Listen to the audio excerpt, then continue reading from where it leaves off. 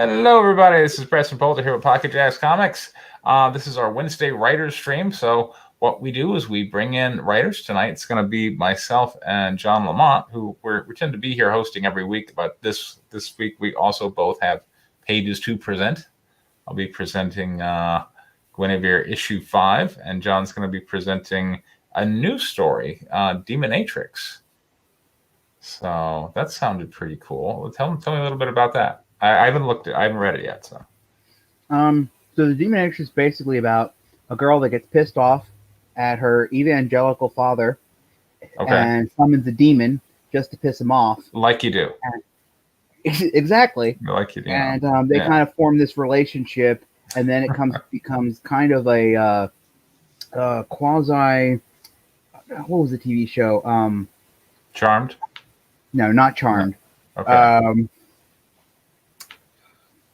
Denzel Washington did the remake. Yes. Fallen, I think, or something like that. No. The TV show that was in the 80s. Oh, okay. Equalizer. So it's kind of like an Equalizer type story where she goes around helping people that that are usually the demon. The girl that summoned the demon. Okay. So they're in kind of a bond. They have a bond. When she summons the demon, they have this kind of a bond, and they're kind of tied to each other.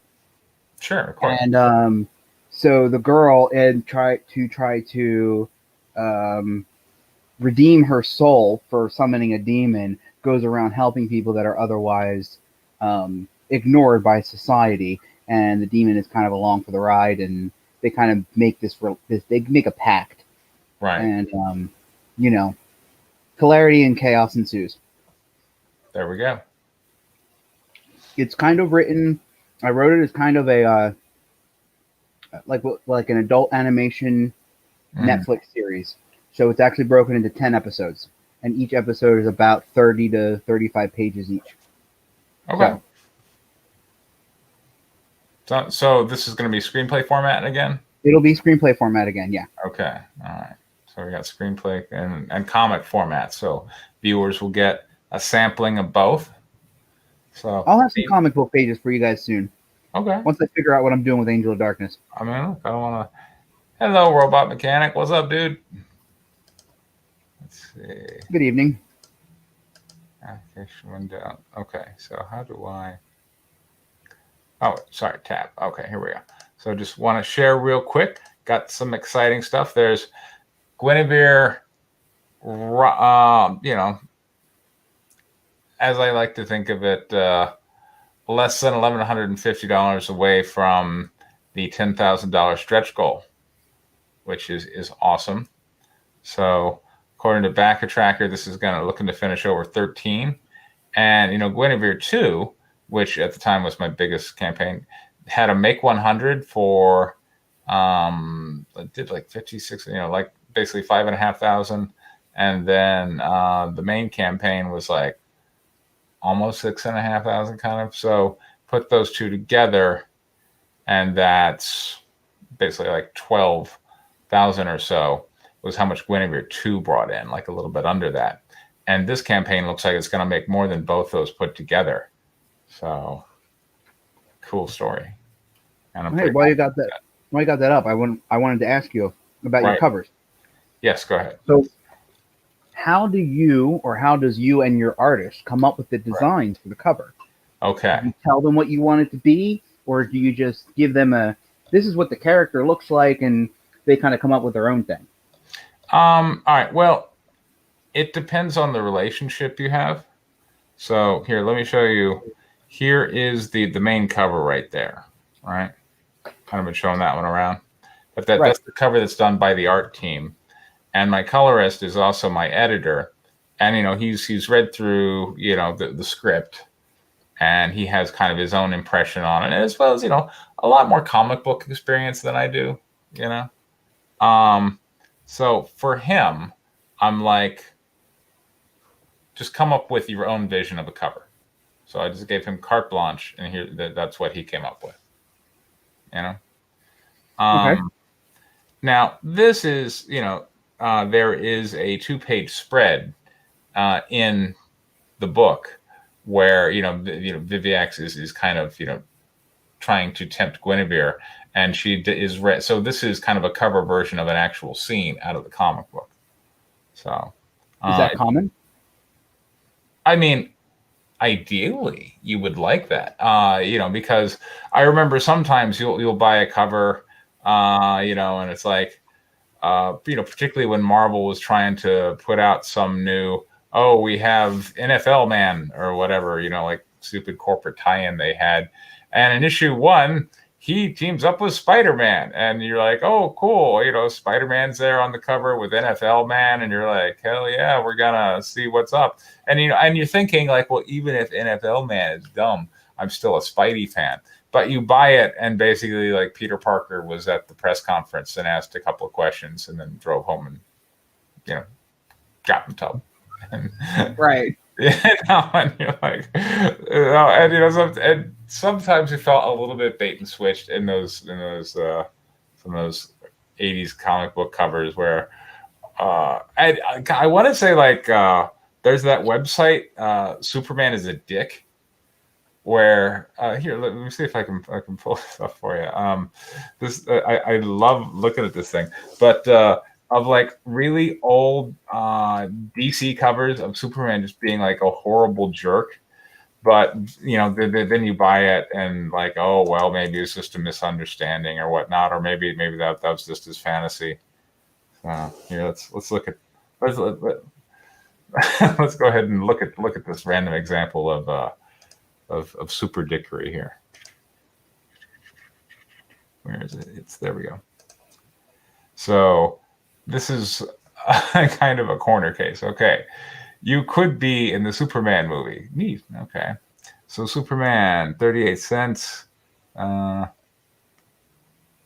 Yesterday, I stole your identity, Superman. Today, I'll steal your life, because now I'm Clark Kent and you're not. And then in the headline, Superman is washed up. The new hero of Metropolis, Black Rock. Okay. Well, that's not a very good.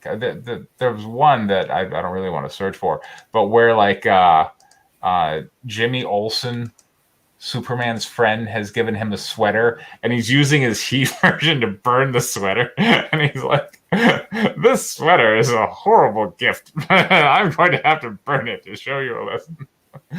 Just like examples of Superman being like a total dick. So I like, so far, and I'm not going to say that you can't be deceptive in covers, but so far, I've used the covers to really sell what the story is about, because like I'm in, and like I as the writer am intimately involved in that story, and I want to hook you in. So I want the cover to be like, check out what happens in this issue. And so, in this cover, this happens in this issue, literally. This is a 2-page spread of this scene where Viviax is tempting Guinevere.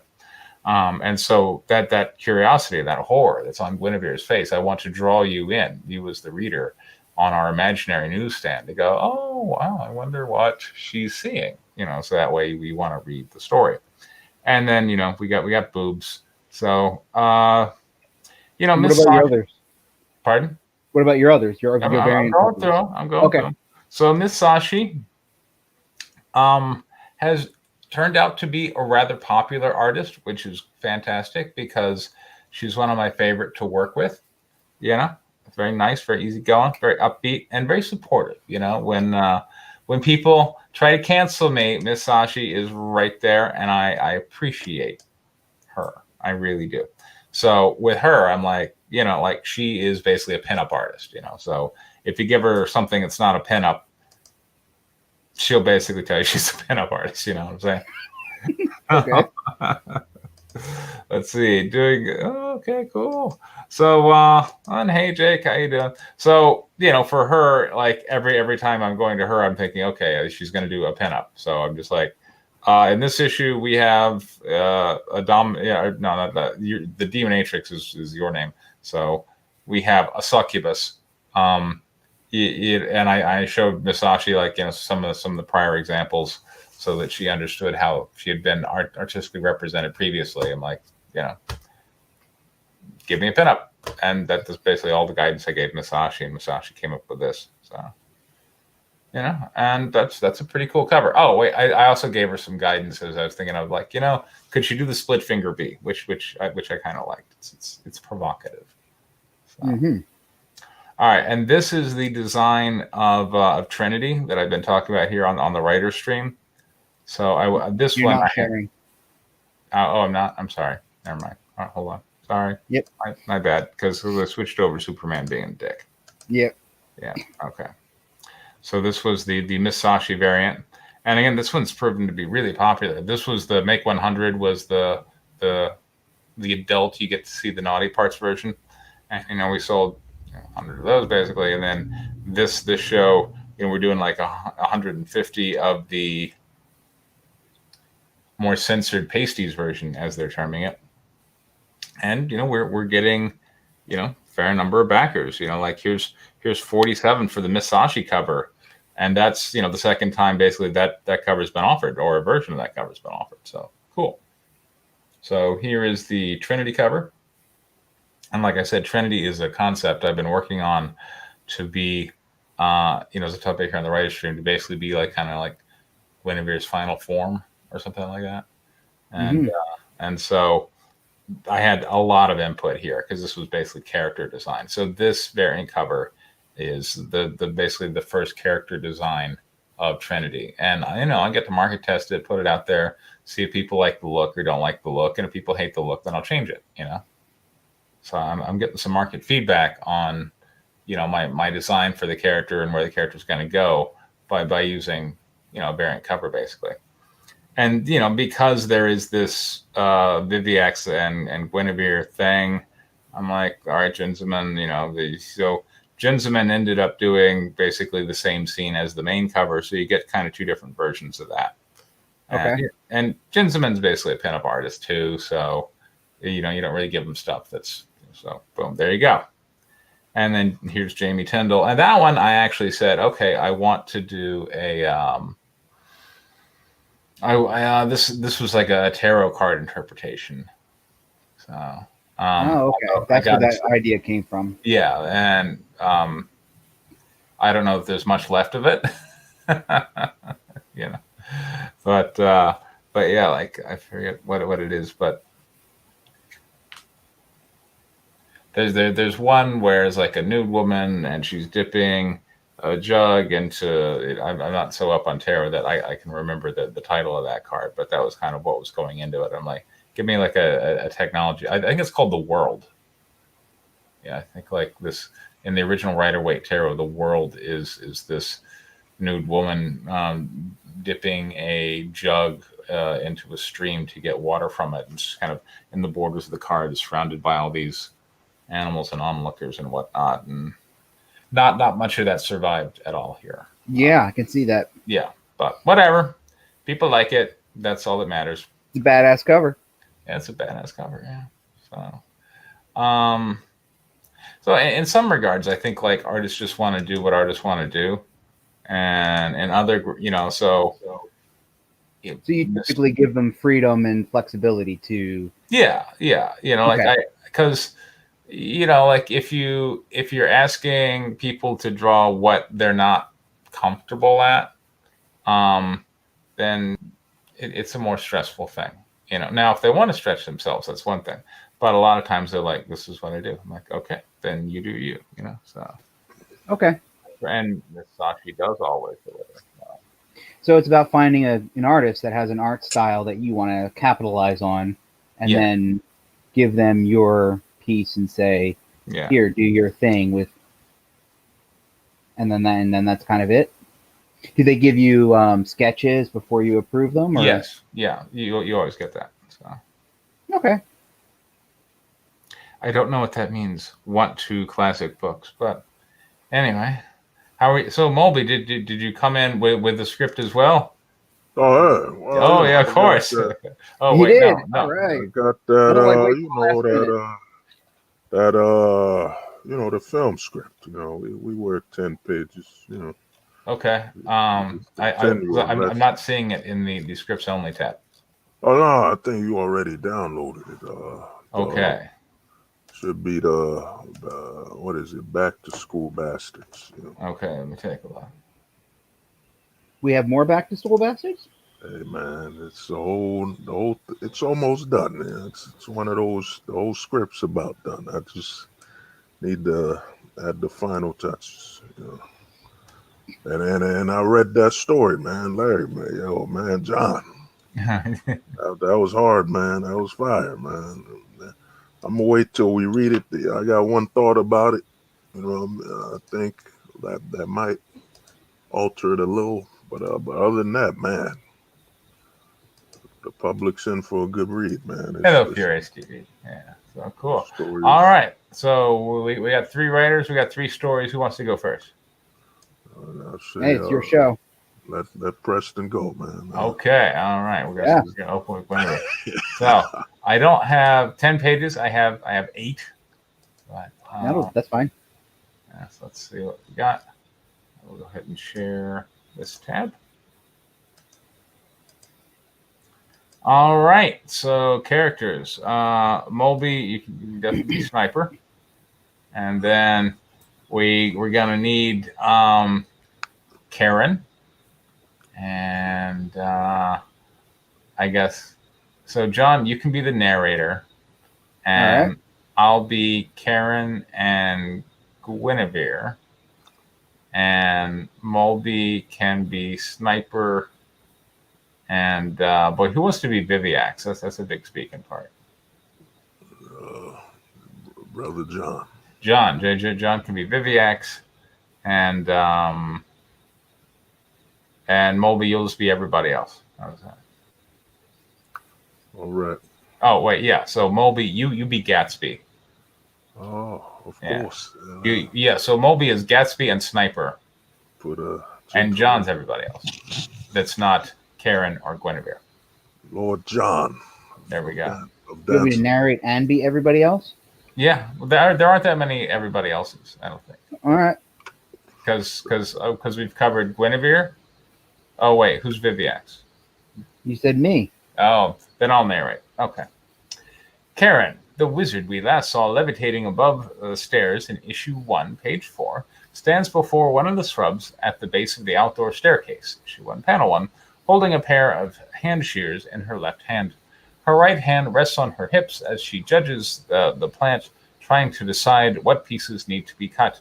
She wears gardening gloves, a straw hat, sandals, and a pair of green coveralls that bears a patch showing an arcane symbol across the chest area, with the photo reference. On the stairs behind her lays a man passed out from last night's party. And Karen says, Panel 2. Karen grabs a stray branch of the shrub with her right hand as she places the shears with her left hand to cut it, thinking, have to clip these unruly branches. Panel 3, Diego, a bald Hispanic man, John can voice this one, wearing a livery from the Gatsby mansion, descends the staircase behind her and calls to her. She looks annoyed at the interruption. Mistress Karen. Yes, Diego, what is it? Grand Magus Gatsby has called for a meeting of the court today.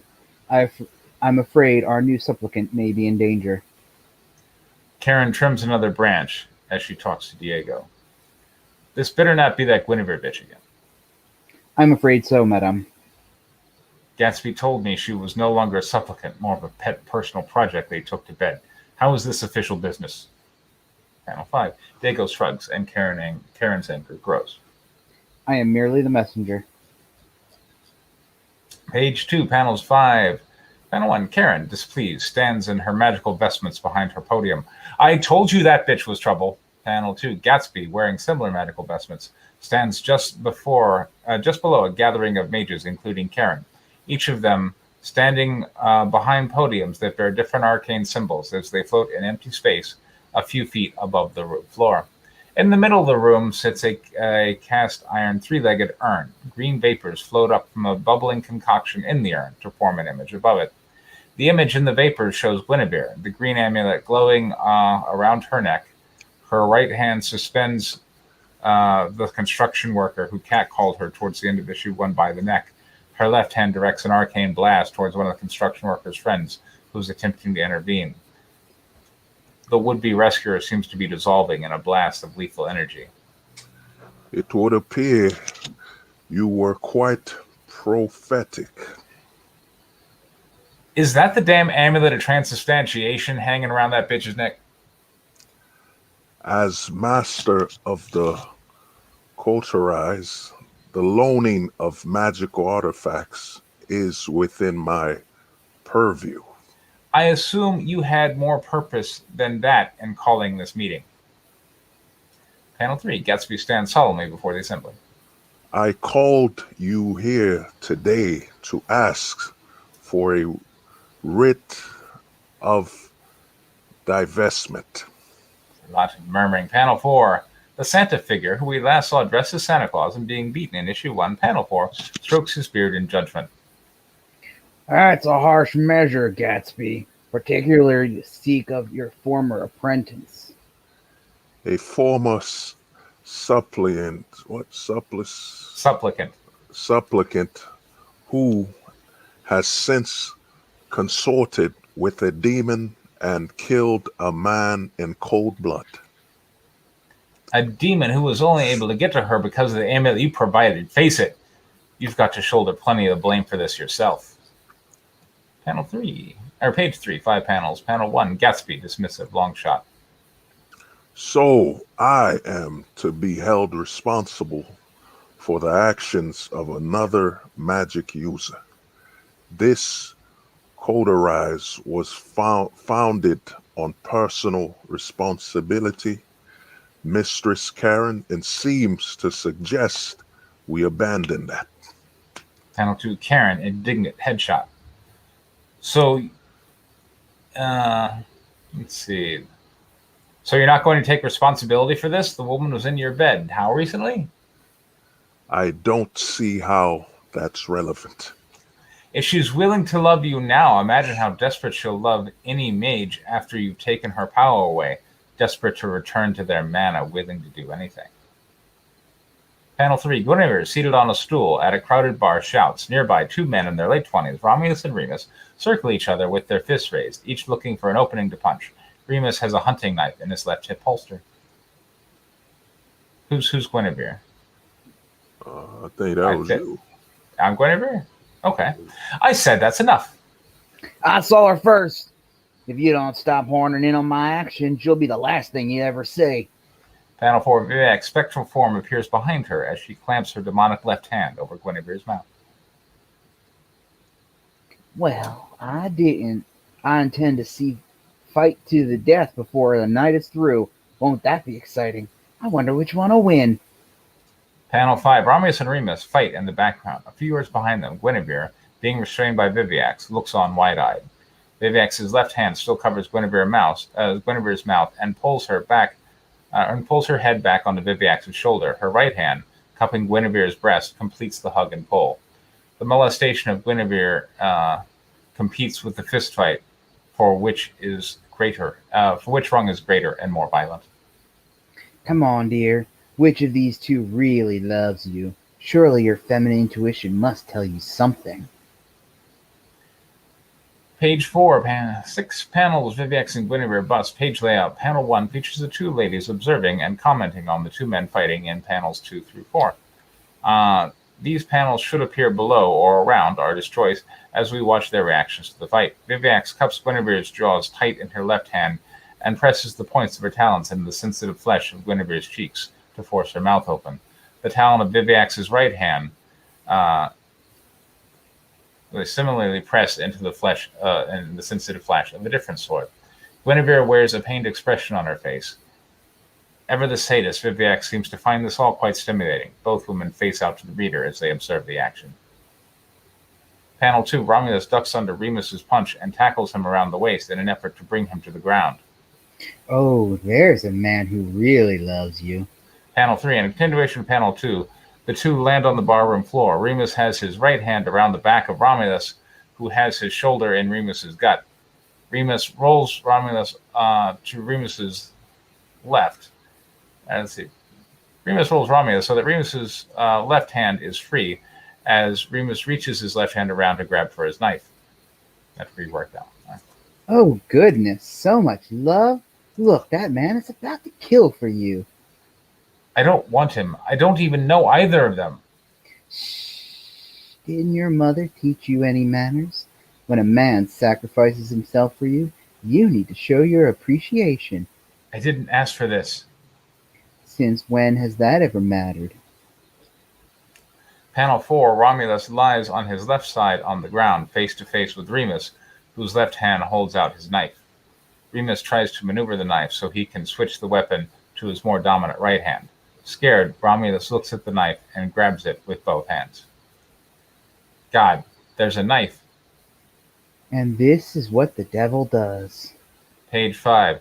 Romulus uses both hands to thrust the knife into Remus's chest. Remus's left hand is still on the hilt of the knife and struggles futilely against the inevitable. Lust stemming from the desire to dominate. Do you think he would have stopped trying to use violence to get his way? Like it or not, my dear, you were a participant in their fight. Either of them would have taken you without regard for your wishes. Each of them deserved this punishment. A daisy chain for Satan.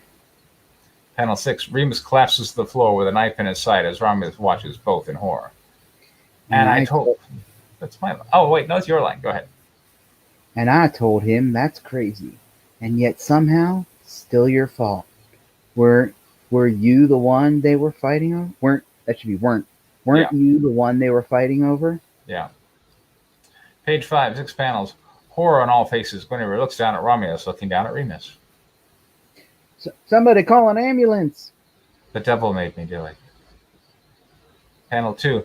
A crowd begins to gather as Romulus begs them for help. Spectral Viviax turns Guinevere away from the commotion and towards the exit. Yes, nothing can hurt me. Come on, dear, we have an appointment. You wanted to be present when the young lady Valentia's black life was saved. Panel 3. Valentina, wearing a hospital gown and riding on a stretcher pushed by orderlies, holds the hand of her father, John Haslett, both featured in issue 2, as they walk towards along a hospital corridor with Yori, Valentina's Japanese mother. Guinevere, still in the single bar attire, walks just behind them. Elizabeth Masson leads the procession, holding her clipboard like a holy text. In the foreground, a sign extending from the ceiling reads "Surgery." Regardless of how noble a deed you think this is, I'm curious if you think it makes up for all those lives you wrecked, including that man who got stabbed 90 minutes ago. Page 4. Guinevere and Viviax.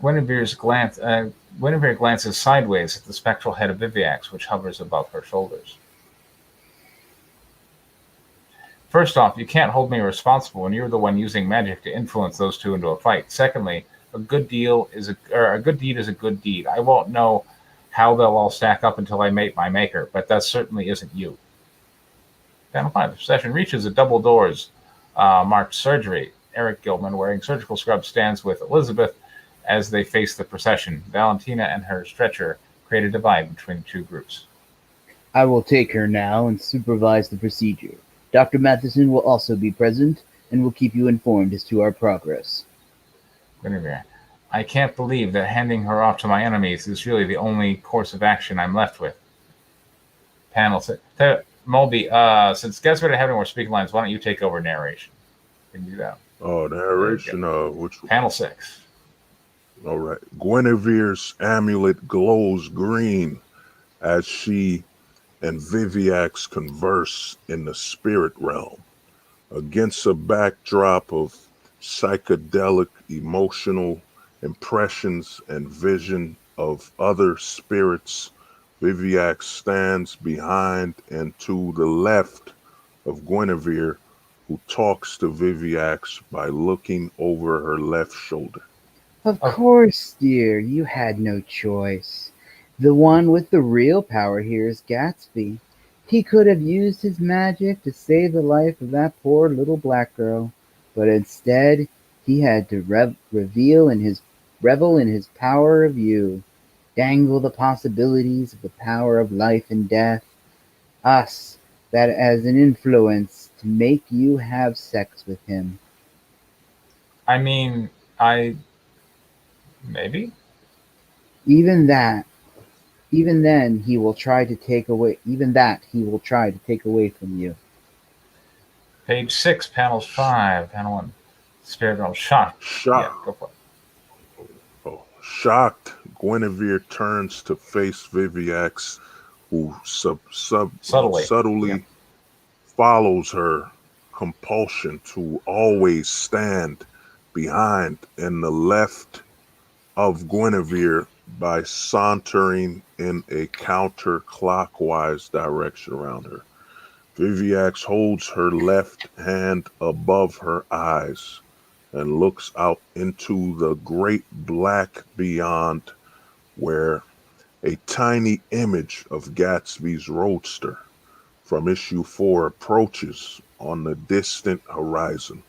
The car drives towards the reader, its blazing headlights the most visible feature. In fact, what's that I see on the horizon? Are those the headlights of a 1920s Strutz Roadster flying through the spirit realm right to this location? What? Viviax now stands directly behind and to the left of unafraid Guinevere. She points directly over Guinevere's shoulder and towards the reader as she seductively whispers into Guinevere's ear. Oh, can't you see it, dear? Just look straight through that dying, lonely widower at the end of the hall, through the wall behind him and out on the horizon. What is that? I'm sure you can't think of anyone. Do you know anyone who drives one of those? I sure can't think of anyone, but yeah. Gatsby drives with the top of his roadster, his newsboy hat planted firmly onto his head by his leather driving goggles, his gloved hands gripping the wheel, a pale look of determination on his face. He's coming for me.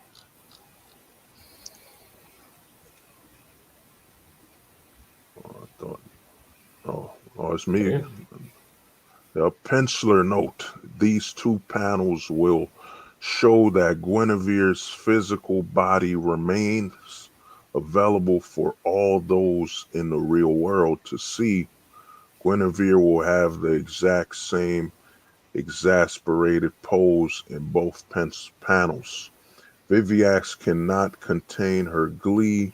She seductively whispers into Guinevere's ear, whose face betrays her increasing terror. Now, You might be right about that. Do you think he'll be angry that I'm currently inhabiting your body? Or do you two have an open relationship? concerned John Sniper Haslett looks at the terrified Guinevere. What is it? What? What's wrong? Oh, that was That my was his line. line. Oh, it was. I'm sorry. John, let me have something. You're narrating. Go ahead, sir. What is it? What's wrong? And then page 7, panel 1. Guinevere's anxiety worries Sniper in the tense situation in which they find themselves. He grabs both her arms right about Should be about her elbows, right above her elbows, like he wants to shake the answer out of her. What did you see? I saw the look on your face. What is it? Is my daughter about to die? No, your daughter is going to be fine. Eric's intense and sinister eyes shine out from his surgical mask. He stands over Valentina as a Medical should be fine. medical gas delivery mask is applied to her face. His hand directs a male assistant to wheel the tray of gleaming stainless steel surgery implements closer to the operating table. She's in the very best hands. Guinevere does her best to talk Sniper's anxiety down. Then what's the problem? It's just there's a man coming to the hospital. Crazy things happen to me at this place. What is it? Like an old boyfriend or something? She never quite thought about it quite like that before. You got 2 points. Yeah, I see that. Yeah. Actually, he and I have had some drama recently. He's coming to terminate your ability to read magic. Guinevere struggles to contain her fear as she backs away from Sniper. And I'm just going to go see that we don't cause a scene, okay? I'm sure that Valentine is going to come out of this just fine. Page, oh yeah. In the background, Sniper looks after the departing Guinevere, desperate to escape the situation. This should be her amulet. Yeah, her green amulet. Her green amulet glows as Guinevere walks towards the reader and has crossed the boundary back into the spirit realm. In solid form, Viviax awaits her in the spirit realm where she stands by her left side. Oh my god, Gatsby's here. To take my magic? Didn't you know that's a punishment they hand out to those they deem unfit? They rewrite your pattern. Do you have any idea how difficult it is to go back to the land of mundane after you've had a taste of the arcane? I've got to run. Okay. Guinevere and Viviax race down the hellscape stairs they last occupied in issue 3. Look, Viviax, if you care about me at all, you would help me out of here. Of course I'm going to help you, my dear. I don't want to be cast out of you any more than you want to lose your own abilities. Steering you out of this conflict suits both of us. Viviax stands in front of Guinevere on landing of the hellscape stairs. She points to dark, blasphemous doorway into the darkest dimension of a cipher technology-infused hell. A swirling Cacophony. Cacophony of demons dance under an altar before a friendly evil depiction of their leader, Trinity. Trinity was featured on the whiskey paint variant of issue 3. One more line. Guinevere stands unsure what to do. Go in there. He will never follow you. Trinity, whose face is also based off of Juliet Kidda, the model for Guinevere, looks straight at the reader. The antenna sticking out of her head seems ready to either strike physically or electrically. Power arcs between the metal protrusions coming out of her head that all end in sharp points. She stands confident, her legs shoulder length apart. Her knowing face challenges the reader to accept her outstretched hands. Who is that? Oh, snap. I forgot about her. Yeah, let's not go in there. Viviax pulls a restraint Guinevere further down the stairs. Come on, we better hurry. No, you tell me who that was. You really don't want to know, and we really don't have the time. So those are my A pages. So. Okay. On the next exciting episode of Guinevere Ball Z. I've never seen Dragon Ball Z. We gotta convert him, John. I've never seen Dragon Ball Z either. Fighting words. Fighting words. My spirit. Start with Dragon Ball. Start with Dragon. Okay. Sorry, I like my anime with lots of free flowing titties. Lots of hentai. Yeah, sometimes. Yeah. To each his own. I respect it. More like Elfen Lied, Uh, High School DxD, that kind of thing. hey, man. Freezing, anything where they have an excuse to be naked. Yeah. Hey, mature, man. Yeah, Nothing wrong absolutely. with that. Well, So, well, well, go ahead. well, me, from reading it, to me, I like the flow. The only thing I would suggest is that with the Viviax character, you need her to be in more sexual positions. Maybe her tongue is, licking Guinevere's ear, or nibbling it. Because, at the end, whatever she's telling her, the reader can read it. And then she's a demonic force. And maybe even when she pulls her, like that sequence you have where she lifts her up, maybe she's holding her by the breast, pulling her up, because you want to keep that. I'm guessing she's more like a succubus, a ultra sexualized demon. Right.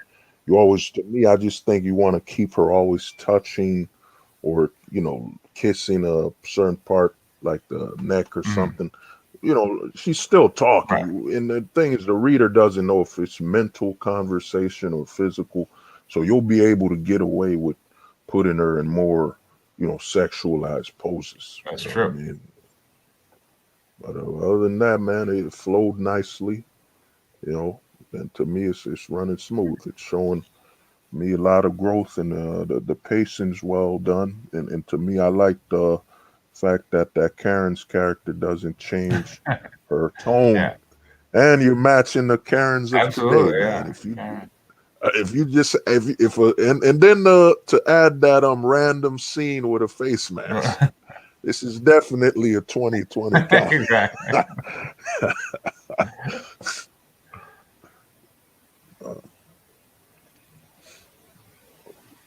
John, what do you think? Yeah, it definitely seemed it kind of took a dark turn. Kind of like, well, this is what happens when you agreed to be a vessel for a demon. What did you think was going to happen? It makes me it really drew me in to make me want to know. I mean, unfortunately, I know how it ends, but that being said, it kind of makes me long to see how she's going to break out of it. How is she going to get free? How is she going to, what's going to happen to her? And it kind of makes me look forward to that kind of exciting or hope that there's still going to be some way that she's going to get out of this, and how's she going to fix this? Exactly. Kind of thing that I'm kind of left cool with. Well, good. I'm glad. Yeah, I felt like they felt good. So yeah, I'm glad you liked it's them. definitely very. All right, let's see. Who wants to go next? I will go next, man. Okay, so we got Back to School Bastards, and I don't remember what page we were on. We're on page. Going to page 11. That's what I figured. Okay. All right. Yeah, I think we did 10 pages of it the last time. Yeah. Oh, that's right. We did 10 pages. Okay. Oh, because it's screenplay format. I keep so you two are both in screenplay format. All right. Okay. So what parts am I reading? Well, you can narrate, man. I can. Okay. Fair enough. And me and John, we'll just split it up. I guess he'll be Chad. I'll be Tyrell. And then we'll split the rest. I guess I'll be the Richard character. I forget their names for some reason. Moby, you can just call it out when you want me to take somebody. Oh, got you. So, as we're going, you just call it out. I'll do Chad and anybody you call out. There we go. I got you. Copy that. And I'm just the narrator. Hey man, you gotta get action. The Sounds good. Let's do narration is very, very, very. No, I'm not objecting. All right. Are we starting with Chad Thundercock Yep. That's Do we get John. pages? on page 11? Oh, we Yeah. can't see the pages. Oh, I'm sorry. You're right. Hold on. My bad. I forget I'm the only one who downloads these Over damn 2 on scripts. forgetting to put up the Downloads pages. these damn scripts. There we go. All right. Will, sir, you have a gift. Officer Wright pulls out a wedding ring box out of his pocket. All right. I guess you could take that, Preston number. All right. Sarah, I was going to propose to you. That's why I showed up early today. Now I just... Sarah crawls towards Officer Wright and grabs onto his leg. John, you got this. Baby, I'm sorry. Baby, you're a cop. Just shoot them. I'll say that they raped me. Baby, just don't leave me. I love you. Officer Wright pulls out his gun and shoots Sarah right in the head, and her body falls lifelessly.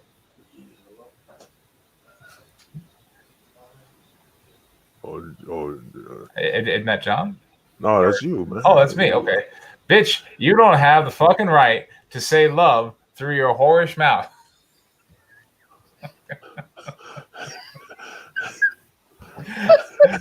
All right, boy, very edgy scripts tonight. Very edgy. All right. Officer Wright proceeds to empty an entire clip onto her lifeless body while Chad and Tyrone slowly make their way towards the window.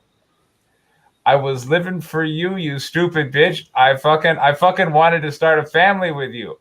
Officer Wright gets on his knees, removes the wedding ring box out of his pocket, and then places the ring onto Sarah's finger, hugs her, then kisses her on the head, then shoots himself in the head by placing a gun under his chin, and pieces of his head splat on Chad and Tyrone, who are just frozen in shock. Cut to nice suburban neighborhood, California, 4 p.m. Hippie is biting the rope, tying him to the porch. Fade to 3 years ago. Nice suburban neighborhood, California morning. Officer Wright, not in uniform, is holding Hippie, who is a puppy at the time. All right. But by one day, I'm going to blow my fucking head off.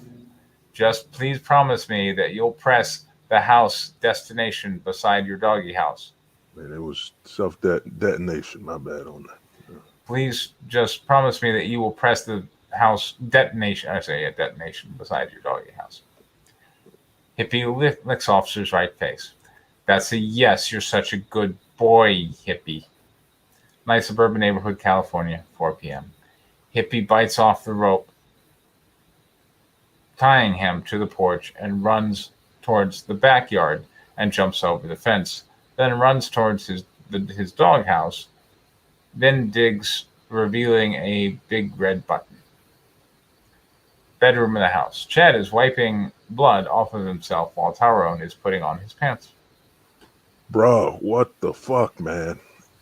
Get your shit. We got a dip. You're not the one with brain matter all over your fucking cock, so give me a second. Oh, that you could be the house AI. This house will self-destruct in 15 seconds. You have been warned. You heard that shit right. So get your shit, bro. For fuck's sake, yo. What? Wait a fucking moment. First I'm getting brain. Now I'm have to brain on me. 15.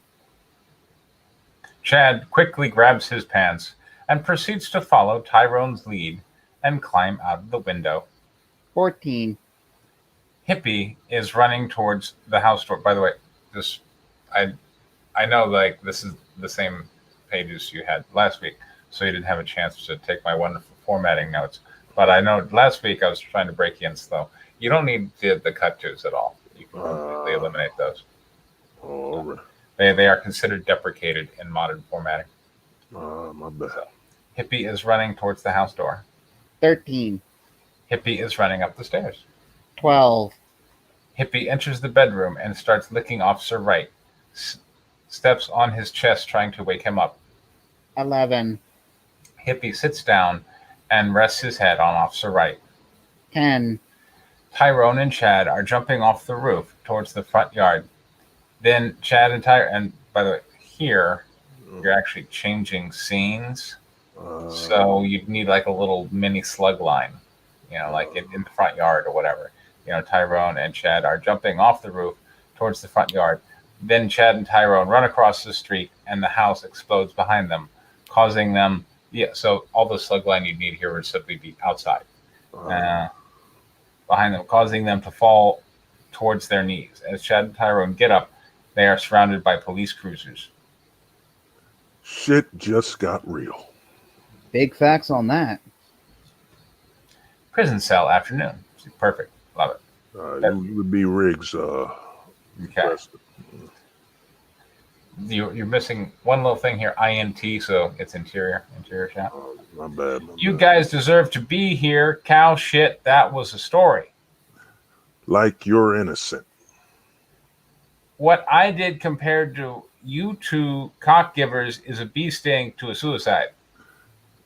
Either way, we're all still here in a prison cell waiting whether we'll be gang raped by the guys in here or what? Nothing. Prison room afternoon.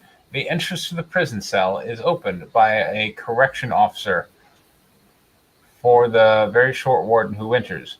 Behind the warden, 2 7-foot correction officers. All right, I'll be the correction. Enjoy yourself, warden. You be the warden, John. I always do.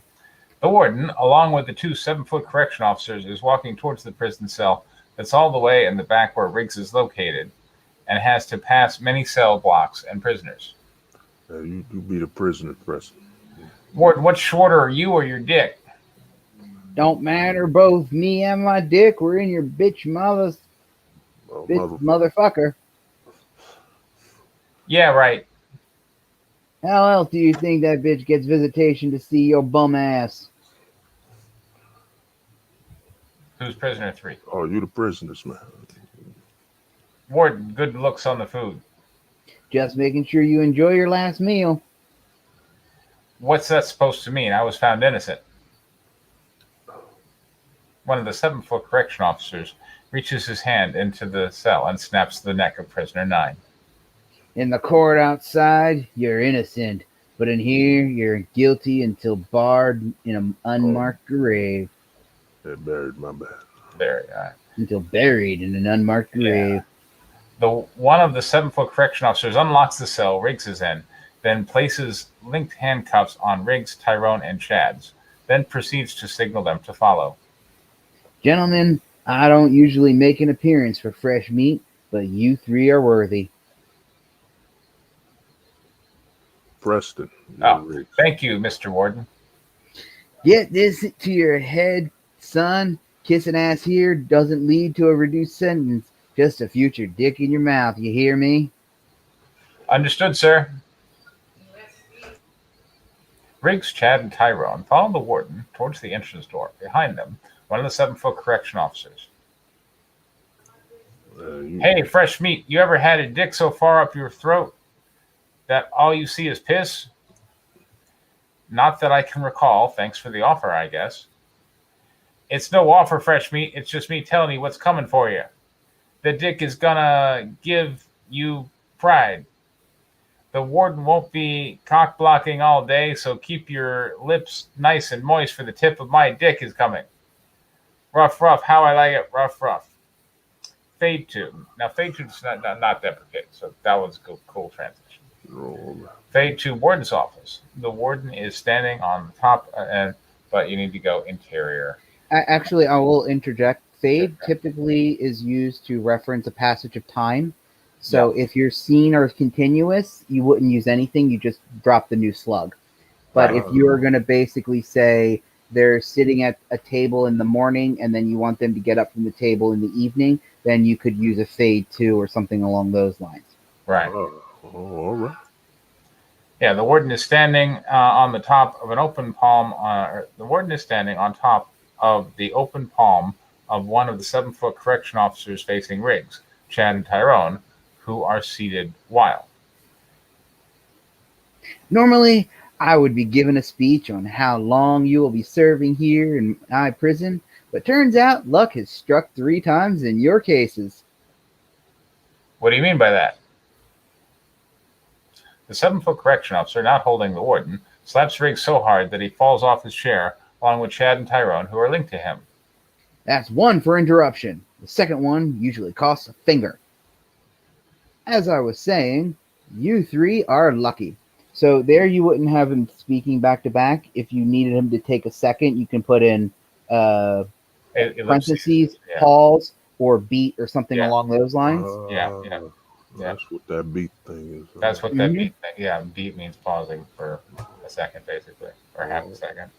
Yep. And, yeah. You can also put in ellipses. That'll also work. So there are many ways to do it. All of them mean the same thing. The actor takes a pause while they're speaking. Riggs, Chad, and Tyrone get back on their seats.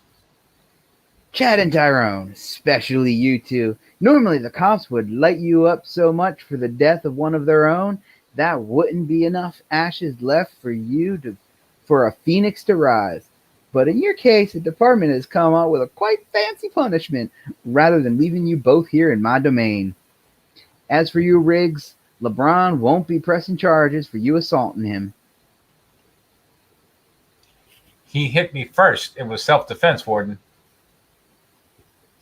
The correction officer holding the warden kicks Riggs right in the chest so hard his chair flies backward through a glass wall and his cuffs break. The police department can't let you both go free with a dead cop, even though you're both only guilty of cocking a cop's bitch before he met an unfortunate end. Nor will LeBron James allow this interrupter out there off the hook so easily. You 3 will be sentenced to 1 year of high school, where if you cannot pass with at least a C- when it's all said and done, you will all be returned to my domain, where I'll have one of these big fellas here shove their boots so far up your asses that the whole prison will be located in your assholes. Highway LCD billboard, 9 p.m. Riggs is on the billboard with a bottle of hard liquor in hand and plenty of drunken cans and beer everywhere. Below, the local sheriff, who has a loudspeaker, along with reporters filming him. I'll be the sheriff. Right.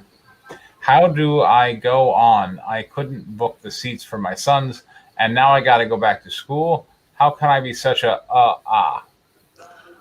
God damn it. Riggs, get down before you do something you can't regret.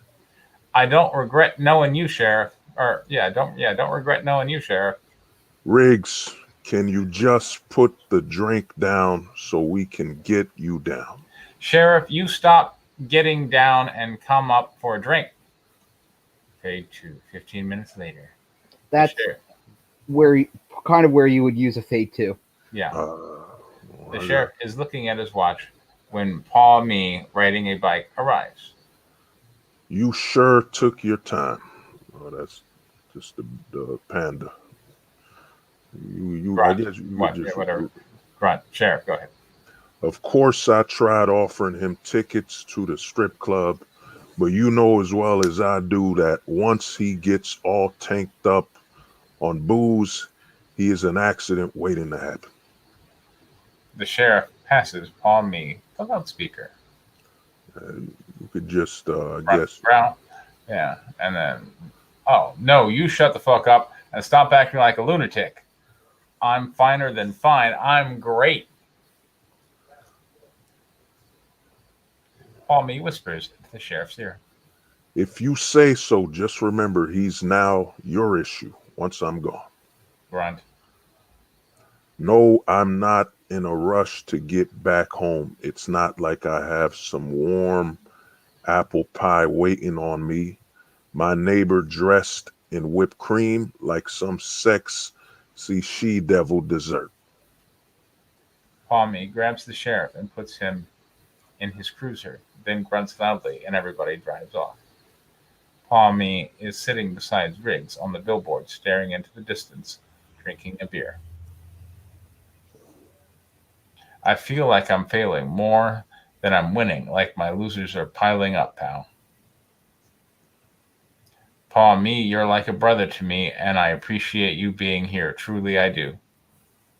Paw, me tosses the beer straight into the garbage can far below. Nice shot, grunts, growls. No, I'm not afraid of going back to high school. I'm just afraid of letting my sons down.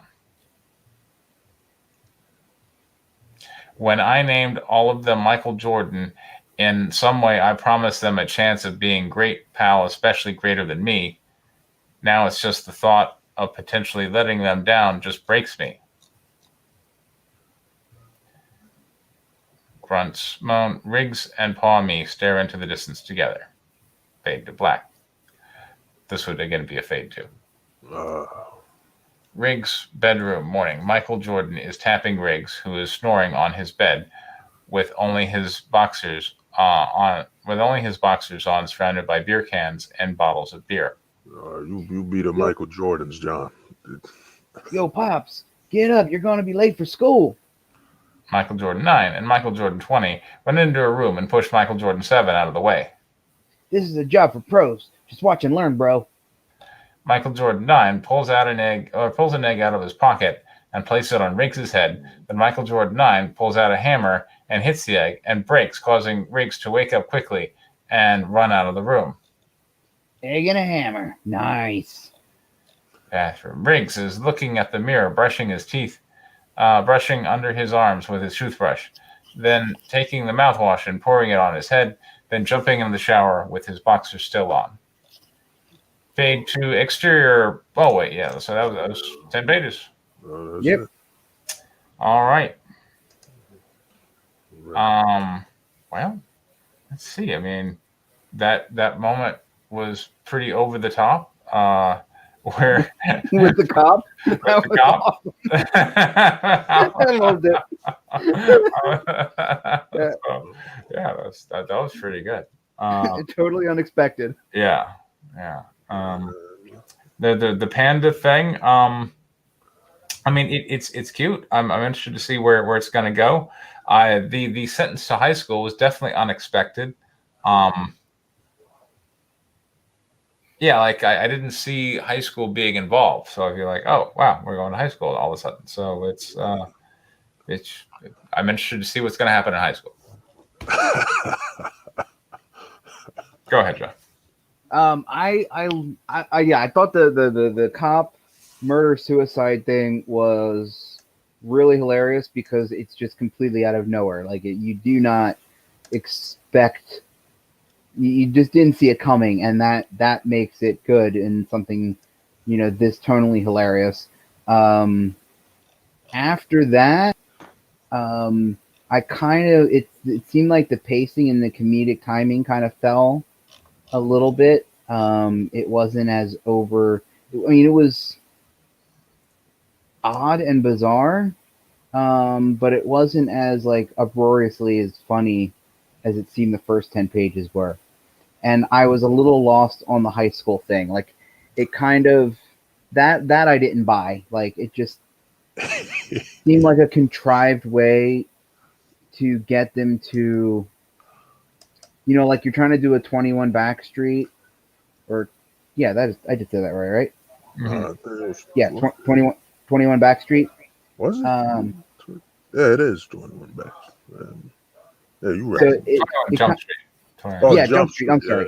Yeah, it sounded like you're trying to do a 21 Jump Street thing, and I just don't really feel like it. Kind of feels a little too far-fetched, and I don't buy it. I mean, I'm sure some hilarity will ensue, but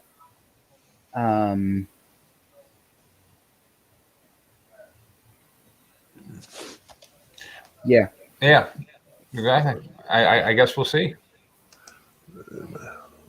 So, yeah.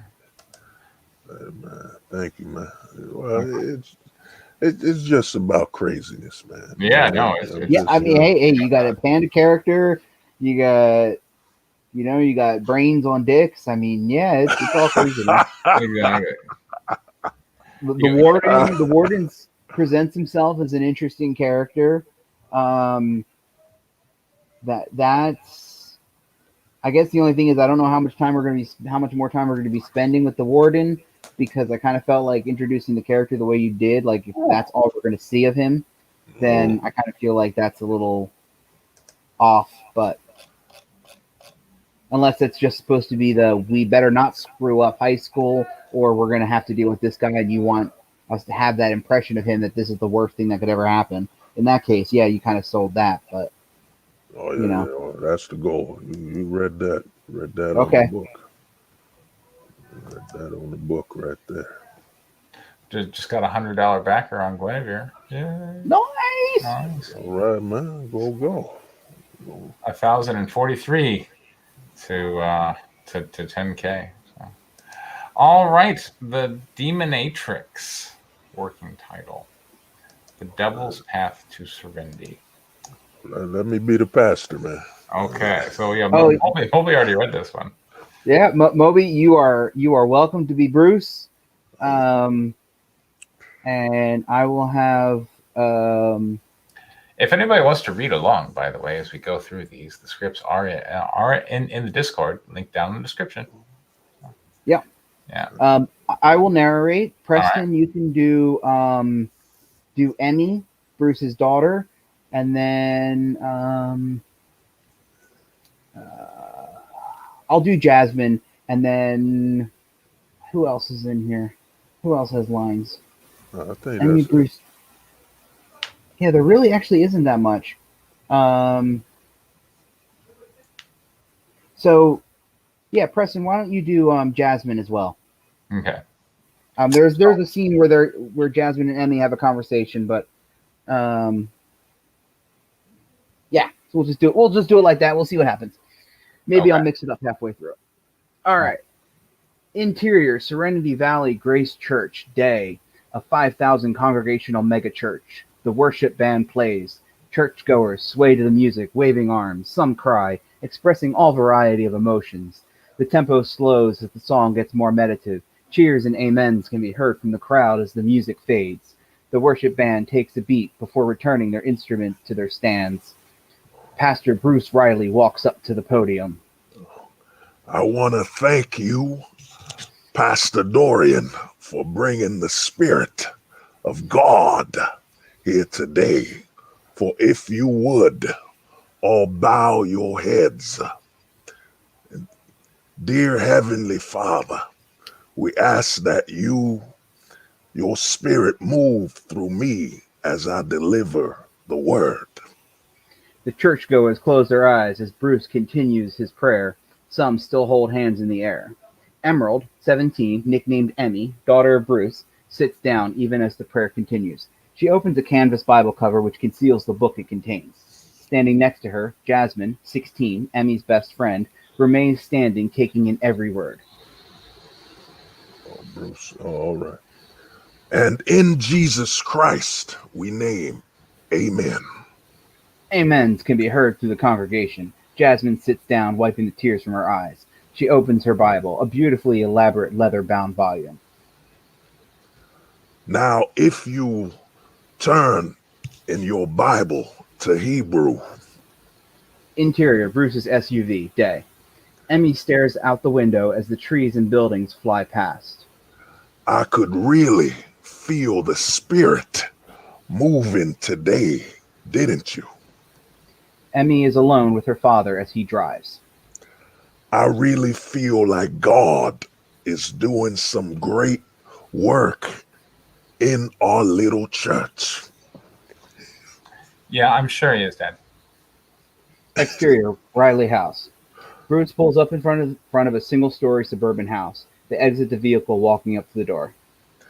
I'm going to review my sermon for this evening. Would you let me know breakfast is ready? Of course, Dad. Interior, Riley House, kitchen. Emmy prepares scrambled eggs and French toast.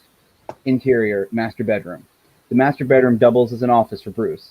He sits at the desk on the phone. I'm glad you can make it. It'll be good for us to spend some time together. And you can help Emmy with Bible memorization while I'm with the elders. Dad, breakfast is ready. Gotta go. Love you. Dining room. Bruce and Emmy eat breakfast. Be ready to head to church at 4:30, okay? So early? You know what I mean with the elders. You know what I mean. You know what I mean You know with I meet with the elders to pray. you know I meet with the elders to pray before service. Besides, you still have to get what is it? Ephesians 5. Ephesians 5 memorized before Friday. No one else in the youth group has memorized chapters of the Bible to go. No one else is the senior pastor's daughter. Are they? Besides, I asked Jasmine to help you review. I want you to have a good time this weekend. Emmy gets up from the table, having barely touched her food, and tosses it in the garbage. Honey, I guess I'm not as hungry as I thought. I'll clean up once you're done. Emmy leaves the kitchen for her bedroom. Emerald's bedroom. Emmy collapses on her bed, burying her face in her pillow. Interior, Serenity Valley Church, pastor's office day. Jasmine, with her dress hiked up around her waist, sits on Bruce's desk as they engage in intercourse. After climaxing, they hold each other for a moment. Buzz, buzz. Bruce's phone alarm goes off. you're going to have to let me go now. Jasmine. Jasmine. Who's Jasmine? You can take it, Preston. Never. She holds him tighter. Bruce smiles, kisses her on the forehead. Reaching out, he snoozes his phone. Baby, I turned. That's you're not Jasmine. Oh, my bad. Go on, Preston. Baby, I turn 17 next month. I didn't forget. I was thinking maybe we can come out. You know why we can't do that. 17 is legal in some states. We could elope, and they couldn't stop us. Patience is a blessing at God. The year will be over before you know it. Bruce straightens out his slacks, tucks in his shirt. Buzz, buzz. Bruce silences his phone. Would you do me a favor? Anything. Please help Emmy with her memorization. She has to get Ephesians 5 memorized before the youth trip this weekend. And I know how much going is important to her. Of course. Interior, Serenity Valley Grace Church, Sanctuary. Emmy sits in the pew, reading from the book held in her Bible case. Jasmine plops down, startling her. Emmy recoils, slamming the book closed. Pastor Bruce asked me to help with your memorization. I think I got it. Really? Jasmine, no. Jasmine stands up, holds out her hand to take Emmy's Bible. Let's see. You don't have it memorized. Jasmine purses her lips. Okay, Miss Smarty Pants. We'll recite it together. On 3, 2, 1. Serenity Valley Sanctuary later. The church group finishes their last set. Bruce takes the podium. Jasmine opens her Bible, a notepad, gets her pen. Emmy rolls her eyes, slides down the pew, and exits the auditorium. Exterior church bench. Emmy takes a long, slow drag off a cigarette. She stares up at the nearly full moon, blows out a puff of smoke. Commotion echoes from the church as the doors open. Churchgoers exit, shaking hands with Bruce and a few of the elders. Emmy hurriedly puts out her cigarette. Interior, My bad. Interior Bruce's SUV, night. Emmy stares out the window as they ride home in silence. Well. What? Don't you think I didn't notice you sneak out of the sanctuary? I had to work on my memorization. Bible mesmerization. Memorization, yeah.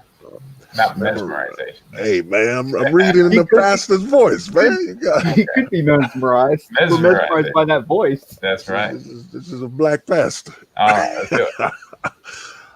Bible mesmerization is complementary to your spiritual walk. You shouldn't sacrifice one for another. And you shouldn't be smoking. I thought I taught you better. It was my last one anyway. Don't worry about it. Your body is a temple of Holy Spirits, and you shouldn't be putting anything inside of you that doesn't glorify God. Yes, Dad. An awkward pause. Jasmine mentioned your mesmerization has come along well enough. I don't see why you shouldn't be able to go to the youth camping trip this weekend. Great. Thanks, Dad.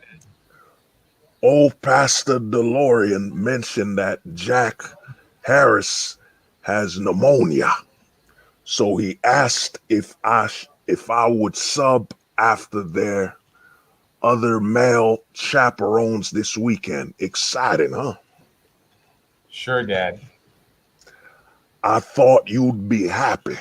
We don't get to do much fun stuff together. This will give us a good chance to reconnect. I'm looking forward to it.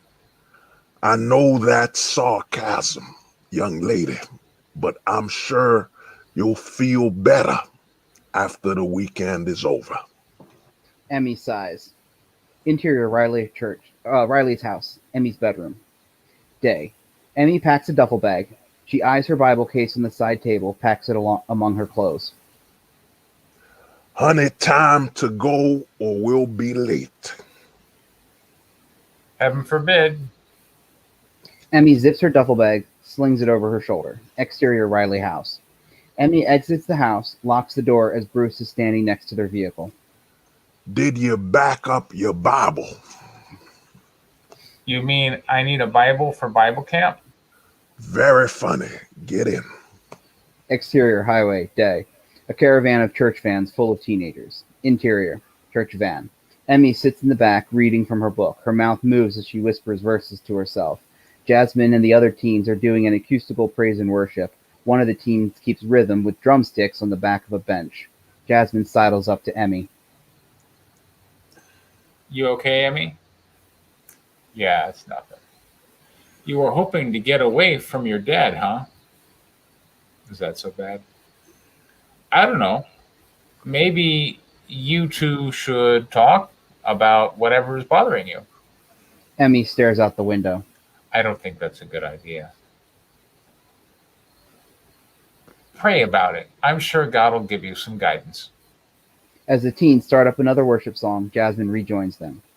Exterior campgrounds, night. A full moon rises over the campgrounds as the church vans arrive. They are welcomed by the campground staff, shaking hands. Bruce, Pastor Dorian, and a third male, chaperone, leads the other boys off toward cabins in one direction, while Marie, Pastor Dorian's wife, and two other female chaperones lead the girls off in another direction. Jasmine looks back at Bruce, but he is too busy to notice.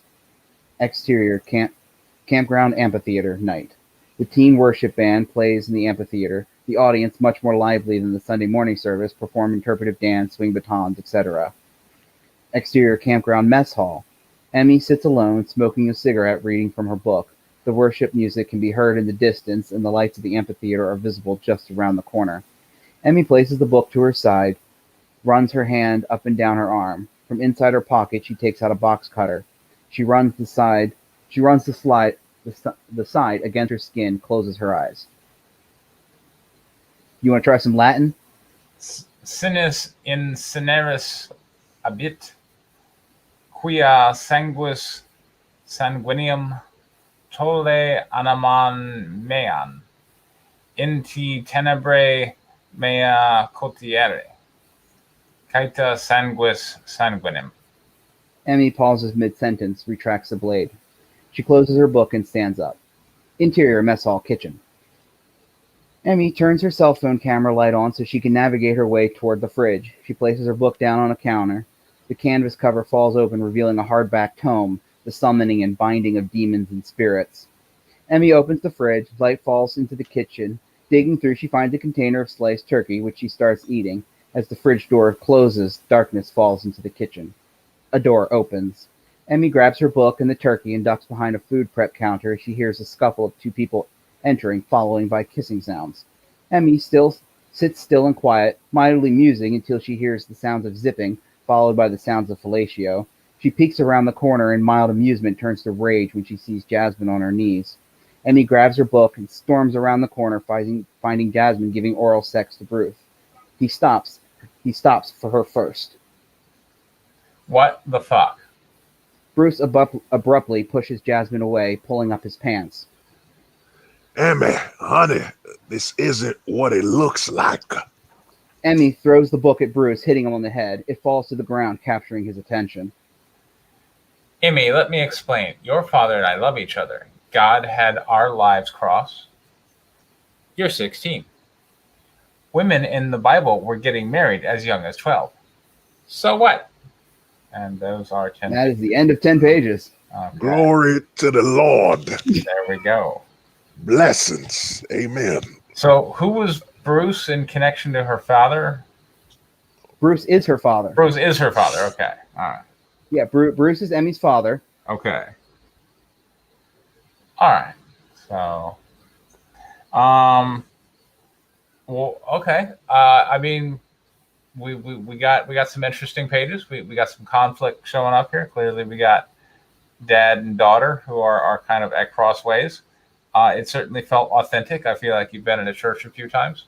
So, yeah. So many of those lines have been used on me. I'm a pastor's kid. There you go. Yeah. So yeah, I was harnessing my father. Yeah. You tell him, son, my boy. No, not anymore. He's dead. That happens too. My bad. That was his own fault. My bad, man. Well, to me, he had Hep C and wouldn't quit drinking, so you know. What you gonna do? That's anyway. Right. Well, to me, man, as someone who read it even before we were reading it, to me, I love the pacing, man. I get to me, man, you captured the strength and power of the 90s, you know, that emo daughter, you know what I mean? And that bright and, you know, religious father, the pacing, I loved it, man. My only problem with the book, with the script was that I think you rushed the sequence with her and the father getting caught too early. I would have liked that she's building a relationship with Jasmine. Maybe it's kind of getting her a little open, then bam, you know, then it happens, you know, because to me, the setup, you know, the beginning, we could see that relationship, then her teaching her to mesmerize things. And then when they finally get caught, you know, they're a little closer, they're friends. She could say, is this some type of twisted thing where you see me as your daughter, some type of thing like that. And then you could somewhat display what happened with her mother. Maybe this whole rage and stuff, because the mother was never seen. Maybe something's going on with the mother, you know, of course. And the other thing I would say, it's a small detail I noticed. I wouldn't use a box cutter, man. that's too much for cutting a little girl to cut herself, man. But the script, man, and then you said you put some of your life into it, man. To me, that's why the pacing, man. This right here, this is a special script, man. You know what I mean? This one, man, it feels personal. You know what I mean? And to me, as someone who tries to put that, you know, because I wasn't born here, I'm from Haiti. I always try to put a little dip of foreignism in every script I write. To me, that this one's special, John. This one right here, it's like, it's like watching a movie, man, or reliving some film I watched in the 90s. This one's deep. The only thing, like I said, the only thing I think you don't want to rush them getting caught, unless you're gonna make this a 30-page script or. It is. It's 35 pages. Ah, okay. Well, It, then it's and you so this was written. The idea for this was to write it as a serial. It's kind of, think of it as a 30-minute. Serial, what is this, like TV we're thinking, or webisodes kind of thing, or Yeah, something like that. Like an animated Netflix show that's like 35 minutes per episode. okay? 10 episodes is in the first season. So this is basically the pilot. So yeah, the pacing is a little bit quick because shit's got to happen in the first episode, and this is setting up for it. So You know, to me, I think Bruce putting himself in a position to be spied upon, or to be discovered, is a little too irresponsible for that character, particularly given how that character has spent all the prior pages. So I think there should instead be like a cancel campaign to me. Because it seems like the kind of thing that would come out on social media, like he was with somebody and then she didn't want to be with him anymore, and then she didn't feel good about it.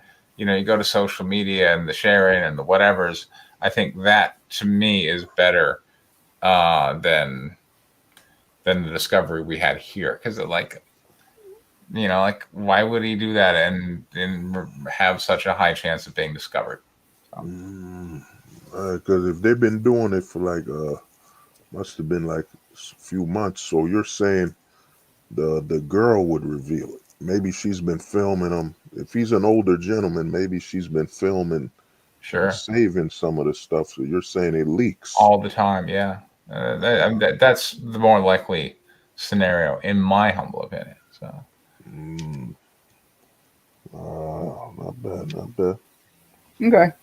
Man, but to me, man, this was fire. I could see this as a very great. Those Pulp Fiction drama comics, man. If possible, this one right here is golden.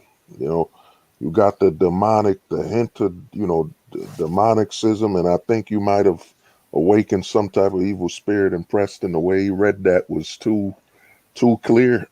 there we go. If one of Preston's hair turns red, he starts drinking something that looks thicker than it. Yeah. Red thick fluid that he says that's Kool-Aid or fruit punch. Head starts spinning around 360 degrees. Exactly. I'd say, dude, this one is golden, man. If I were you, though, I would say write it. If you're gonna do that, I think they usually do episodics, and what is it, 24 to, I think 24 minutes, 24 to 30 minutes. I would say write 3 episodes, man. I wrote all 10. I wrote the whole first season. God damn. Ambitious. I was bored. I was bored for a while, and I just started writing stuff, and I came up with this idea for this series, and I just sat down and I just started writing it, and I belted out 10 episodes, and each one is about 30 pages each. So, oh man, that's fire, dude. I would say, man, with something like this, and another thing about something like this, and I think now we're on a video, I want to get your opinion. I think something like this also could be a great series. Those 1920s serial shows where it was like a radio show or something like that. Mm-hmm. You know what I mean? I think something like this could also work as something like a radio serial show. This one's golden because to me, you allowed the personal. Sometimes the story just flows, man. You know what I mean? You feel like you're a bystander, and this one right here, John, this is special, man. This one's gold. I just think. There we go. All right. This thing you just gotta, in my honest opinion, after what Preston said, I think he's right that maybe the father should get too confident, but I wouldn't have him do it like Preston said, someplace so open, because if they've been doing it for over 6 months, it kind of becomes something where it's happening to just create a level of shock and abandoning that character's own what the character would really do. You know that happens sometimes. All right. Yeah, we'll see. All right, man. This one's great, man. I'm glad you like it. Hey, I man. aim to please. There you go. Just happy there was no child abuse. Exactly. Well, I mean, Jasmine is 16, Yeah. but Hey, it's legal in certain states, man. Exactly. it is. Man, does it take place in Montana or Atlanta? In any I sense? wrote it completely city and state ambiguous, Oh, all right. but it's clearly not legal in the state that they're in, because that Yeah. was kind of the conversation that they had about eloping. Oh, yeah, you're right. Yeah, she said we could go somewhere. Yeah. Right. Oh, this Right. one, So what they're doing is not legal in their state, but it's kind of an excuse that they use to justify their behavior. man, So oh man, this one's good, man. This one's got something special. It got a To me, she also got a vibe of, remember Wednesday from the Addams Family? I think that was her name.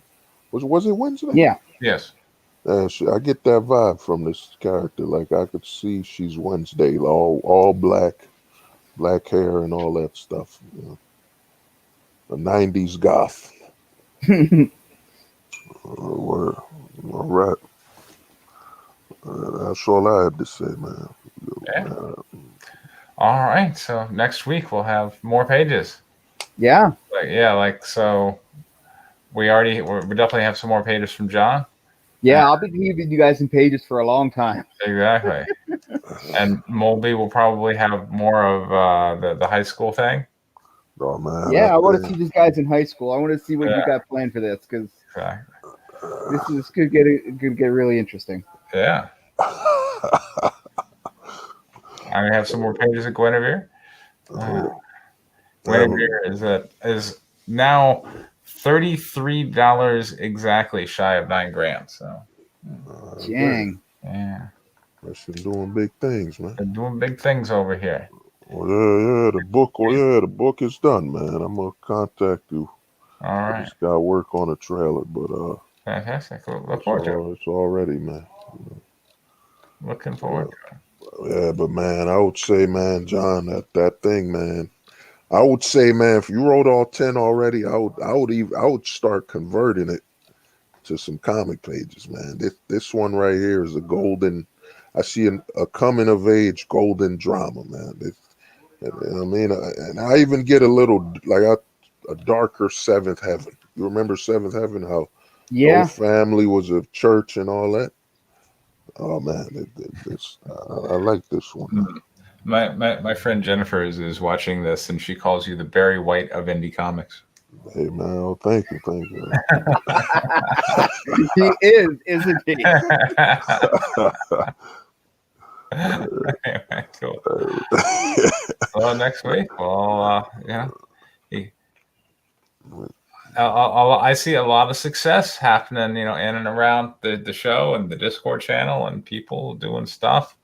So I'm happy to see that.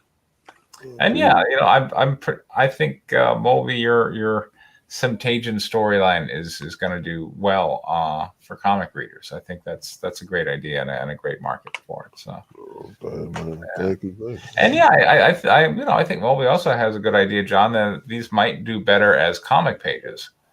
Oh, John, I'm telling you, dude, I see this as they call it now a slice of life, where the comic isn't, too what they call it, too, driven around superpowers and all that. It's more like a drama life, pulp story to me. This one, especially if you get the main characters down correctly, I see this girl. It's needed, man. There's not many goth, and like I said, we're from the '90s, or we know the '90s, so we know. You having her slit her wrists and all. I'm like, man, this is a flashback to everything that happened in the '90s, man. Goth chicks, you know what I mean? The good father trying to raise a daughter heavenly, but she's closer to the devil. Wait. You think the father is a good guy? No, what? Hey, man, he's a pastor. He's Hey, a pastor. He's a good guy by definition. Right. He's a good guy We need screwing his that movie 16-year-old. to like- Okay. Wait, Yeah, he's so still a bit- you're saying the character that goes to summon a demon is actually our hero? hey. Oh no, the daughter isn't. Who is that? Johnny Toots. Yeah, Johnny Torch. Yeah, I had to step out for a little while. Got to go with anyway. But yeah, we need to write more with the line. I'm gonna love you, love you, love you. There you go. I think I'm gonna start selling every comic with a love song. There you go. But yeah, I think it could work as a comic book. And then when you want to make it into a video short or look for an investor or something, you can all the work you put in the comic book will help you plan your shots and probably get you a good idea of who how much your budget should be, because you can see what the audience is and all that good stuff. I thought about that. This I kind of wrote with a comic book in mind. So Well, there you go. but I'm more comfortable writing in screenplay format, so I just wrote it all in screenplay format. A lot of people write their comic books in screenplay format. So, Yeah. I mean, you can always that's happened where you see that script where we were reading. Yeah. To me, once you learn to convert, it's about necessity. I would say you start off like some books I write it uncut, cursing, all that, all that stuff, but then I'll modify it to reach that, PG-13-esque or whatever. But I would say something like this. If you got all 10 pages written, I would convert it to a comic. To me, this is a very good coming of age. Well, not what they call it when it's not coming of age, when it's a teenager. I'm assuming it's not a coming of age, right? If she's a teenager. They're both teenagers. Is that a young adult thing? What they call it? Jasmine and Emmy are both teenagers. One's 17, the other one's 16. But is that a young adult thing, or? Yes, young adult. I forget the word. It's not a coming of age, because they would have to be like 13 or something. So, dude, this is a young adult drama novel. Oh man, this to me. I wasn't gonna make Jasmine 13. That would just be too dark. Okay. No, not that. But dude, I would say, convert that to a comic, and then I'd convert it again to a novel. This to me has a very good, that what they call that book. It got big Diary of a, I think it's Diary of a Wimpy Kid. This got a good vibe of man. Diary of an angsty teenage girl. Wait, what you said? The Diary of a Demonic Girl. Diary of an angsty teen girl. Yeah. Hey man, that could work. I'm telling you, man. Dear Diary, I woke up today and I just hated myself. I looked in the mirror and I had a pimple. The world is ending. I would say convert that, man, to a comic. And then I even got somebody. You let me know, and I would convert it to a novel as well. Yes, we're still going on. How you doing, Larry? Anyway. I know Preston's already tried to close us out twice. Both just won't stop. My bad. Still going? Yeah, you guys need to get on the Discord. We can chat. Oh wait, you already are. So coming of age, young adult, same thing. I get my notes sometimes. It's the same. Yeah, same thing. Young adult, coming of age, same thing. Dude, I'm telling you, man, convert that to a comic, at least the first episode, then convert the rest to a graphic novel, man. Well, and a novel, I mean a novel. All right. It's okay, Larry. It's okay that you fell asleep. Things will be. Oh, wait, I got another note. Hold on. That's cool. Let me know if oh wait, that's something else. Okay. Awesome. Okay, so hold on. Sorry, he's got to stop. I don't know when he's got to stop, but all right. Let's pick this conversation up next week. Hopefully, we'll have more pages. Right. We will. We'll get to see the rest of that scene because I had to cut that scene short. So okay, fantastic. All right, everybody. Well, thanks for tuning in. This has been Preston Poulter, Pocket Jacks Comics. Thank you very much for your time. Take care. Good night, everybody. Bless the Lord. Exactly.